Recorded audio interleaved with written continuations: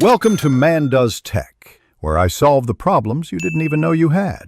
In this video, I will show you how to change your Toyota Highlander cabin air filter. This is an easy maintenance task that you can complete in about 15 minutes, saving you money.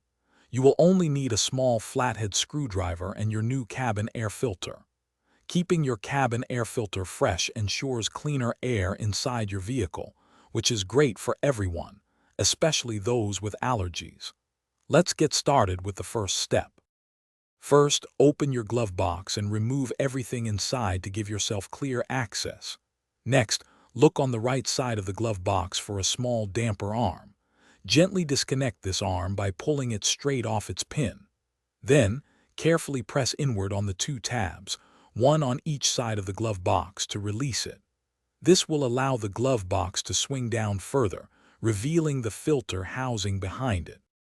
Now that the glove box is out of the way, you will see the rectangular cabin air filter housing. There are two small retaining clips, one on each side of the cover.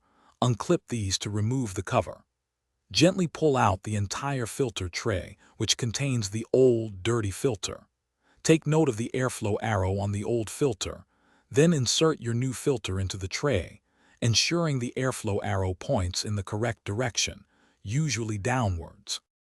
With the new filter in place, slide the tray back into the housing until it clicks securely.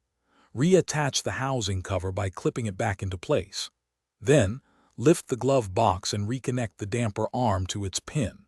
Finally, push the glove box back into its original position until the side tabs engage.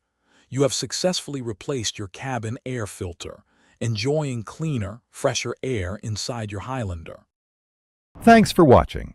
If you found this helpful, don't forget to like and subscribe.